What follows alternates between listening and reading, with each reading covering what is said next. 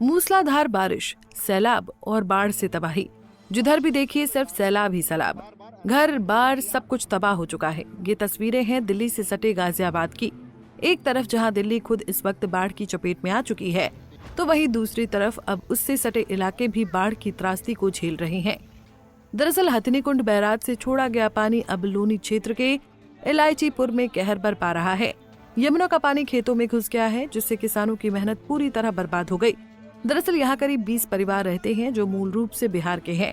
Lease पर जमीन लेकर नर्सरी का काम कर रहे थे, लेकिन अब परिवार की जीवन भर की कमाई पानी में समा गई और अब हालात इतने बिगड़ गए हैं कि उन्हें 2 वक्त की रोटी जुटाना भी मुश्किल हो गया है। प्रशासन भले लोगों को सुरक्षित जगह पर पहुंचाने के लाख दावे करे, लेकिन बाढ़ पीड़ित परिवारों का कहना है कि यहाँ रहने की कोई सुरक्षित व्यवस्था नहीं है।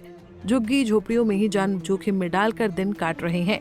सबसे बड़ी परेशानी पीने के पानी की है। इसे थक-हार कर लोग मजबूर होकर बोतल का पानी खरीद कर पी रहे हैं।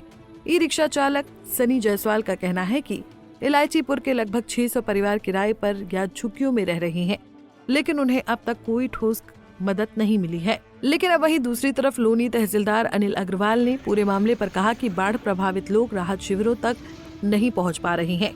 बावजूद इसके प्रशासन लगातार अपील कर रहा है कि लोग सुरक्षित स्थानों पर चले आएं ताकि मदद आसानी से पहुंचाई जा सके। उनका कहना है कि जिले में बाहर राहत केंद्र बनाए गए हैं, लेकिन कई परिवार अपने घर और झोपड़ियां छोड़ने को तैयार नहीं है। हम तहसीलदार लोनी और हमारे उप जिलाधिकारी महोदय और अपर जिलाधिकारी फाइनेंस समेत सभी लोग लगातार पिछले 10 दिन से अधिक से विजिट पर हैं, 24 आवर्स विजिट पर हैं। और जो हमारे क्षेत्रीय लेखपाल और राजस्व निरीक्षक हैं वो भी लगातार अपने बाढ़ प्रभावित क्षेत्रों में ही निवास कर रहे हैं। और स्थानीय पुलिस बल के साथ हम पिछले 1 सप्ताह से ज़्यादा से लोगों से निरंतर अपील कर रहे हैं कि यहाँ कभी भी बाढ़ का पानी बढ़ सकता है, और इसलिए आप जो हमारे कैंप बने हुए हैं, सुरक्षित कैंप हैं, वहाँ चल करके निवास करें।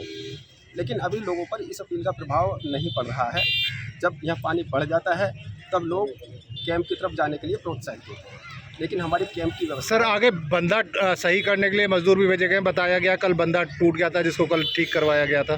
जी, तो बंदा यहाँ सही करवाया गया है। जो हमारे सिंचाई विभाग की टीम है वो भी लगातार लगी हुई है। अभी जो सिंचाई विभाग के जेई हैं एसपी सिंह जी, उनसे भी वार्ता हुई थी, वो भी लगातार क्षेत्र में ही बने हुए हैं। बता दें कि हथनी कुंड से पानी छोड़े जाने के बाद दिल्ली और उससे सटे इलाकों में स्थिति दिन ब दिन गंभीर होती जा रही है।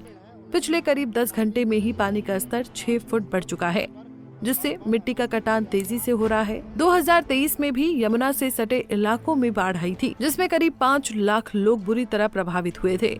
लोग राहत और मदद की आस लगाए बैठे हैं, लेकिन जमीनी हालात प्रशासनिक दावों से बिल्कुल अलग तस्वीर पेश कर रहे हैं।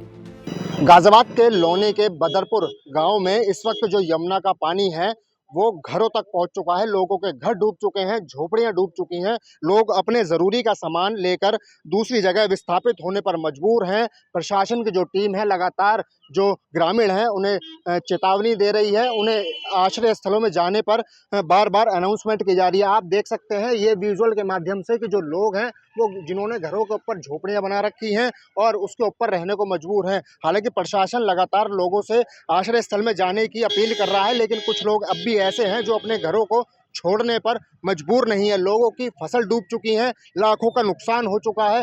2023 में भी लोनी इलाके में इसी तरह बाढ़ आई थी, जिसमें करीब 5 लाख लोनी के जो निवासी हैं वो प्रभावित हुए थे। और अब आप विजुअलों में साफ तौर पर देख चुके हैं जो यमुना का पानी है वो लगातार जो लोनी का ये बदरपुर इलाका है यहाँ पर पहुँच रहा है, धीरे धीरे बढ़ रहा है।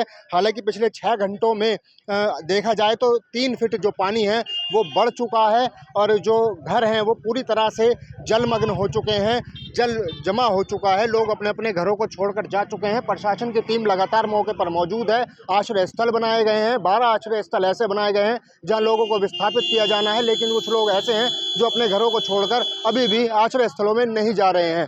गाजियाबाद से आकाश गर्ग, पंजाब केसरी। हमसे जुड़े रहने के लिए हमारे YouTube चैनल को सब्सक्राइब करें और नई वीडियो की नोटिफिकेशन के लिए बेल आइकॉन को दबाएं।